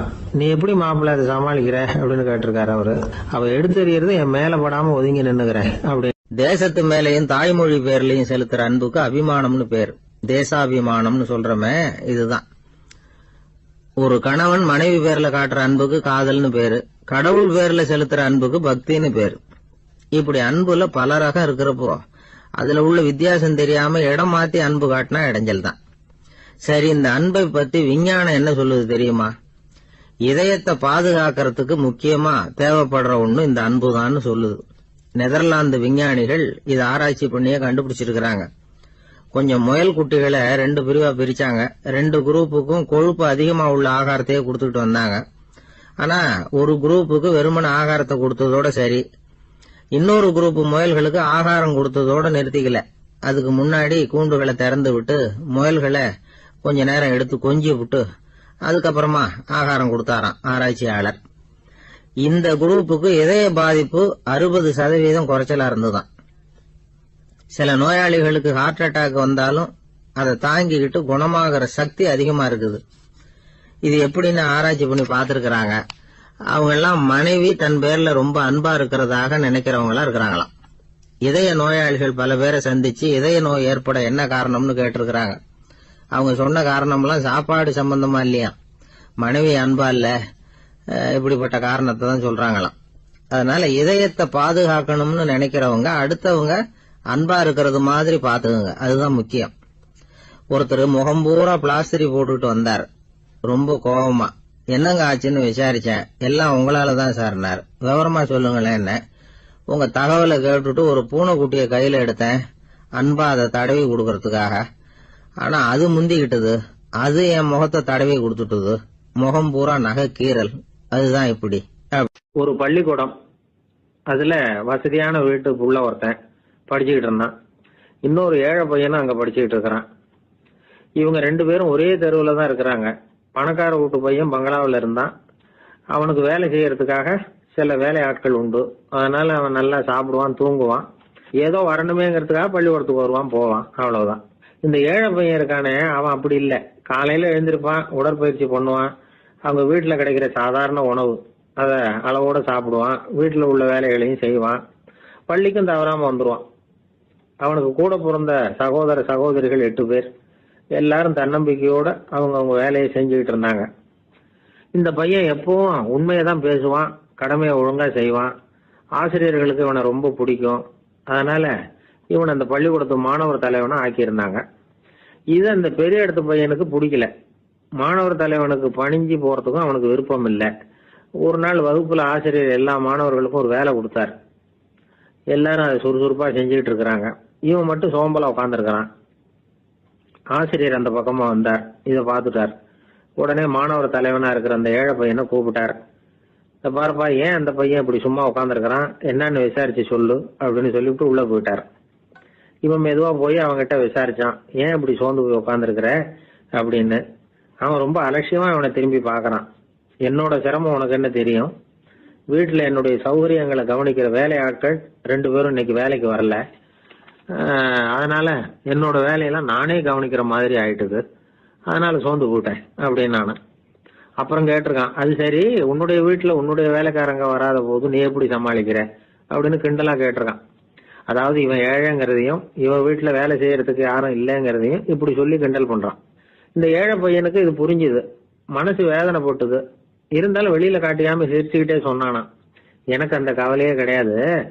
என்னுடைய உதவிக்கு நான் நினைச்ச உடனே என்னுடைய காரியத்தை செய்யறதுக்கு 8 பேர் எப்பவும் தயாரா இருப்பாங்க அப்படின்னு நானு. இவன் இப்படி சொன்னதும் அவனுக்கு ஒரு மாதிரி ஆயிட்டுதான். தலையை குனிஞ்சுக்கிட்டே போயிட்டான். உள்ளே உட்கார்ந்து இருந்த ஆசிரியர் காதுல இது விழுந்தது. உடனே இந்த ஏழை பையனை உள்ள கூப்பிட்டு போனாரு. கேட்டாரு, என்னப்பா இப்படி சொல்ற? இவன் பொய் சொல்ல மாட்டாங்கிறது அவருக்கு தெரியும். அவனை சமாளிக்கிறதுக்காக இப்படி ஒரு பொய்யை சொல்லியிருப்பாங்கிறதையும் அவரால் ஏத்துக்க முடியல. ஏப்பா, நீ நினைக்கிற காரியத்தை செய்ய 8 பேர் தயாரா இருக்கிறதா சொன்னிய, உன்னுடைய சகோதர சகோதரிகளை குறிப்பிட்டு அப்படி சொன்னியா அப்படின்னு கேட்டார். இல்லைங்க ஐயா, நான் அவங்கள குறிப்பிட்டு அப்படி சொல்லலன்னா. அப்படின்னா பொய் சொன்னியா? இந்த சின்ன விஷயத்துக்கு அப்படி பொய் சொல்லலாமான்னார். ஐயா, நான் பொய்யும் சொல்லலன்னா. இவன் அப்படின்னா நீ சொன்னதுக்கு என்ன அர்த்தம்னார்.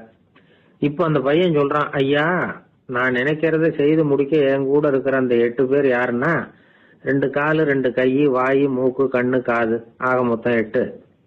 இவங்கதான் அந்த வேலை ஆட்கள். நான் சொல்றதை செய்யறதுக்கு, நான் சொல்றதை கேட்கறதுக்கும் செய்யறதுக்கும் அவங்க எப்பவும் தயாரா இருக்காங்க.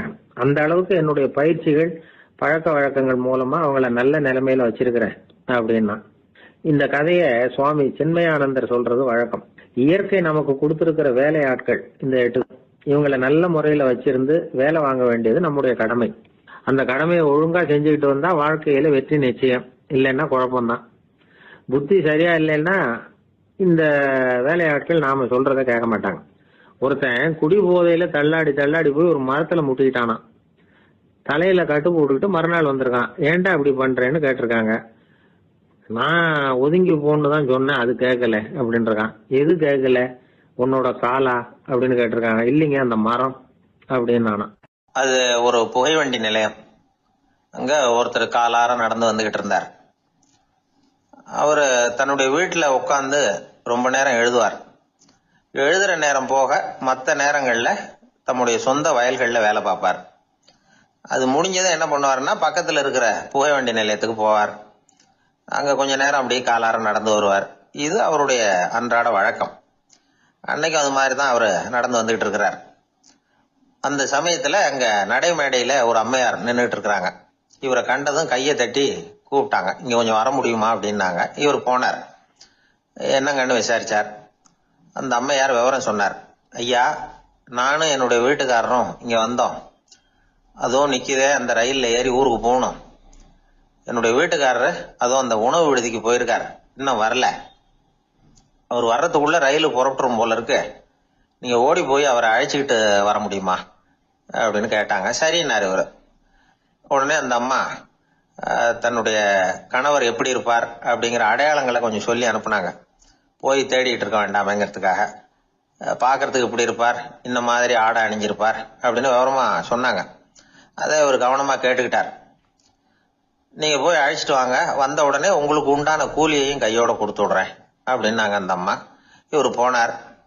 அந்த அம்மா சொன்ன அடையாளங்களை வச்சு அவர் வீட்டுக்காரரை கையோட கூட்டிட்டு வந்துட்டார். கொண்டுட்டு வந்து அந்த அம்மா கிட்ட ஒப்படைச்சார். உடனே அவரும் ஏற்கனவே சொன்ன பிரகாரம் அவருக்கான கூலி பணத்தையும் கொடுத்தாங்க. அவரும் எதுவும் மறுப்பு சொல்லாம அதை வாங்கிட்டார். வாங்கிட்டு திரும்பினார். அந்த சமயத்துல எதிரில் வந்த ஒருத்தர் அவர் அடையாளம் கண்டுபிடிச்சுக்கிட்டார். அவங்க 2 பேரும் பேசிக்கிறது இவங்க காதுல விழுந்தது. அப்பதான் இவங்களுக்கு அது புரிஞ்சுது. இவங்க கிட்ட கூலி வாங்கினவர் யாருன்னா அவரு தான் பேரறிஞர் லியோ டால்ஸ்டாய் அப்படிங்கிறது புரிஞ்சுது அவங்க 2 பேரும் பேசிக்கிறத வச்சு. ரஷ்ய நாட்டின் மிகப்பெரிய ஞானி லியோ டால்ஸ்டாய், சோவியத் நாட்டின் ஈடு இணையற்ற இலக்கிய மேதை. இது தெரிஞ்ச உடனே அந்த அம்மா அவர்கிட்ட ஓடினாங்க. ஐயா, உங்களுக்கா நான் கூலி கொடுத்தேன், நான் பெரிய தவறு பண்ணிவிட்டேன் அப்படின்னு சொல்லி வருத்தப்பட்டாங்க. பரவாயில்ல, ஆனா நீங்க எனக்கு கொடுத்த கூலி பணத்தை நான் திருப்பி கொடுக்க மாட்டேன். ஏன் தெரியுமா? அது நான் உழைச்சி பெற்ற தொகை அப்படின்னார். யாருக்குமே அதிக மகிழ்ச்சியை தரக்கூடிய பணம் எதுன்னு கேட்டா அது அவங்க உழைப்புக்கு ஊதியமா கிடைக்கிற பணம் தான். நம்ம ஆட்கள் சில பேருக்கு உழைக்காம கிடைக்கிற தீய வழியில வருகிற பணம் கூட மகிழ்ச்சியை கொடுக்கும். ஒரு பெரிய தொழிற்சாலை, அதோட முதலாளி கடுமையான ஒரு கட்டுப்பாடு விதிச்சிருந்தார். அது என்ன கட்டுப்பாடுன்னா, இந்த தொழிற்சாலைக்கு உள்ள யாரும் சிகரெட் பிடிக்கக்கூடாது அப்படிங்கறதுதான். ஒரு நாள் இந்த முதலாளி தன்னுடைய தொழிற்சாலைய சுற்றி பார்த்துக்கிட்டு வரார். அப்போ ஒரு இளைஞன் உள்ள சிகரெட் பிடிச்சுக்கிட்டு இருந்தான். அதை பார்த்து விடுறாரு. அவ்வளவுதான், அவருக்கு கோபம் வந்துட்டுது. உடனே உதவியாளரை கூப்பிட்டார். அதோ பாரு, அந்த சிகரெட் பிடிச்சிக்கிட்டு இருக்கிறானே, அவன் கணக்கை முடிச்சு வெளியில அனுப்பி வச்சிரு அப்படின்னு உத்தரவு போட்டார். அது பிரகாரம் உடனே அவனை அழைச்சிட்டு போய் கணக்கு பார்த்து சம்பள பாக்கி அப்புறம் உதவித்தொகை எல்லாத்தையும் மொத்தமா கையில கொடுத்து வெளியில அனுப்பி வச்சுட்டாங்க. அவன் பணத்தோட வெளியில வந்தான். ஏதோ யோசனை பண்ணபடியே நின்றுகிட்டு இருந்தான். அவன் என்னப்பா யோசிக்கிற அப்படின்னாரு எதிரில் வந்தவர். இவன் சொன்னான், ஒண்ணுமில்ல, என்னோட நண்பன் ஒருத்தனை பாக்குறதுக்காக உள்ள போனேன். பேர் என்னன்னு கேட்டுட்டு ஒரு 50,000 ரூபாய் பணத்தையும் கொடுத்து வெளியில அனுப்பி வச்சுட்டாங்க. அதுதான் ஏன்னு புரியல, யோசனை பண்ணிட்டு இருக்கிறேன் அப்படின்னு நானாக்குவேன். அதனால நாம உழைச்சி சம்பாதிக்கிற பணம் தான் உயர்வு, சும்மா வர்ற பணம்லாம் மகிழ்ச்சியை தராது அப்படிங்கறத புரிஞ்சுக்கணும். அப்பேற்பட்ட ஞானி ரஷ்ய மேதை அவர் பாருங்க, அந்த பணத்தை வாங்கின பணத்தை திருப்பி கொடுக்க மாட்டேன்னு விட்டார். ஏன்னா அது உழைத்து பெற்ற தொகை, அதை நான் கொடுக்க மாட்டேன்னார். அதனால நமக்கு செல்வம் சேர்க்கறது பெருசு இல்ல, அந்த சேருகிற செல்வம் நமக்கு மகிழ்ச்சியை கொடுக்கணும். அதுக்கு என்ன வழின்னா நாம உழைத்து சம்பாதிக்கணும் அப்படிங்கறத அதுல இருந்து புரிஞ்சுக்க வேண்டியது ரொம்ப அவசியம். அதனால உழைப்போம் உயர்வோம், இதுதான் வெற்றியின் ரகசியம். ஒரே ஒரு ஊர், அந்த ஊருக்கு பேரு கொடையாளிப்பட்டி. அந்த பேருக்கு தகுந்த மாதிரி தான் அந்த ஊர் மக்களும். யார் என்ன கேட்டாலும் இல்லைன்னு சொல்லாம கொடுப்பாங்க. கொடையாளிகள் நிறைந்த ஊர். இனாமா மட்டும் இல்ல, கடனாவும் பணம் கொடுப்பாங்க. யாருக்காவது அவசரமா பணம் தேவைப்பட்டதுன்னு வச்சுக்கோங்க, அந்த ஊருக்கு போய் வாங்கிக்கலாம். பத்திரம் தேவையில்லை, சாட்சி தேவையில்லை, ஜாமீன் தேவையில்லை, எந்த உத்தரவாதமும் கேட்காம பணம் கொடுத்துருவாங்க. நம்மால் ஒருத்தனுக்கு பணம் தேவைப்பட்டது, சொந்த பந்தம்லாம் கேட்டு பார்த்தா யாரும் கொடுக்கற வழியா தெரியல. எல்லாரும் அவங்கவுங்க சௌரியத்தை பாக்குறவங்க, அடுத்தவங்க சௌரியத்தை பத்தி கவலைப்படாதவங்க. இவன் எல்லாரையும் கேட்டு பார்த்துட்டு சோர்ந்து போய் உக்காந்துட்டான். அந்த நேரம் தான் கொடையாளிப்பட்டியை பத்தி கேள்விப்பட்டான். அப்படி ஒரு ஊர் இருக்கிறது தெரிஞ்சதும் அந்த ஊருக்கு வழி கேட்டுக்கிட்டு ஒரு நாள் புறப்பட்டு போனான். வயல்காட்டு வழியா போக வேண்டியிருந்தது. மெதுவா நடந்து ஊர் எல்லைக்கு வந்துட்டான். 2 பக்கமும் விவசாய வேலைகள் மும்முரமா நடந்துகிட்டு இருக்குது. ஏர் உழுதுகிட்டு இருக்கிறாங்க. அப்ப அங்க ஒரு ஆளை பாம்பு கடிச்சுட்டுது.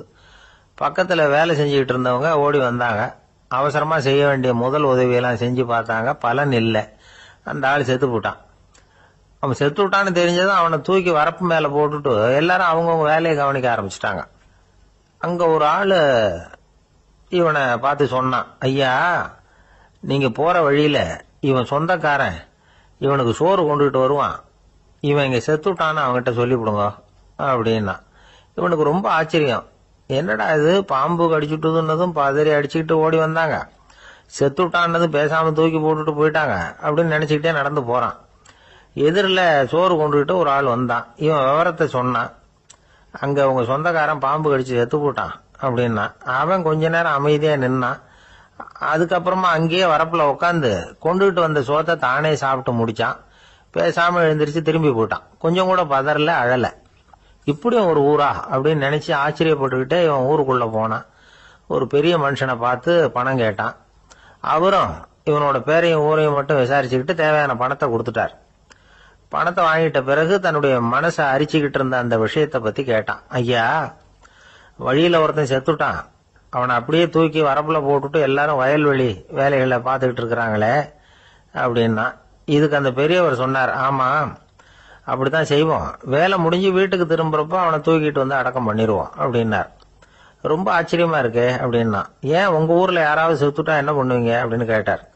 என்ன இப்படி கேக்குறீங்க, எங்க ஊர்ல எல்லாம் பணத்தை தூக்க விட மாட்டாங்க, ஒப்பாரி வைப்பாங்க, கட்டி புரண்டு அழுது புலம்பி தீத்துருவாங்க அப்படின்னா. இவன் பெரியவர் பார்த்தார். அவங்கிட்ட கொடுத்த பணத்தை லபக்குன்னு பறிச்சுக்கிட்டார். திருப்பி வாங்கிட்டார். இவன் பதறி போய் நிக்கிறான். அவரு சொன்னார், பணத்தையே விட மாட்டேன்னு கட்டுப்பிடிச்சு அழுதா நான் கொடுத்த பணத்தை மட்டும் எப்படி திருப்பி கொடுக்க போற, போயிட்டு வா அப்படின்னு விரட்டி விட்டாராம். இந்த கதையை நண்பர் ஒருத்தர் சொன்னார். கதை வேடிக்கையா தெரிஞ்சா கூட இதுல கருத்து உண்டு. பணம் பிணம் இது ரெண்டையுமே விடுறதுக்கு அவ்வளவு சுலபமா மனம் வர்றதில்லை. இந்த ரெண்டு விஷயங்கள்லயும் அறிவார்ந்த செயல்பாடு தேவை. ஒரு பேருந்து மரத்துல மோதி விட்டது. எல்லாரும் அடிபட்டு முனைகிட்டு கிடக்குறாங்க. டிரைவர், கண்டக்டர் இவங்களுக்கும் அடி. அவங்களும் ஒரு பக்கம் கிடக்குறாங்க. ஒரு மூலையில கிடக்கிற ஒருத்தன் மெதுவா முக்கி முனகி கண்டக்டர்னு சத்தம் போடுறான். கண்டக்டர் மெதுவா நகர்ந்து அவங்கிட்ட போய் என்னன்னு விசாரிக்கிறார். அவன் ரொம்ப சிரமப்பட்டு வாயை திறந்து ஒரு 15 காசு சில்லற பாக்கி அப்படின்னானா. ஒரு மாணவனை பார்த்தேன். என்ன தம்பி படிப்புலாம் எப்படி இருக்குது அப்படின்னு விசாரிச்சேன். அவன் ரொம்ப அழுத்துக்கிட்டான். நான் நல்லா தான் சார் படிக்கிறேன், இருந்தாலும் புத்தியில சரியா ஏற மாட்டேங்குது சார் அப்படின்னா. சரி, இவனும் நம்ம ரகம்தான் அப்படின்னு சொல்லி முடிவு பண்ணிட்டோம். கல்வி கற்கக்கூடிய ஒரு மாணவன் சம்பந்தப்படுற புத்திகள் பல வகை. அதை பத்தி ஒரு பெரியவர் விளக்கி இருக்கிறார். மிருத்து புத்தின்னு ஒன்று இருக்குதான். மிருத்துன்னா மண்ணு.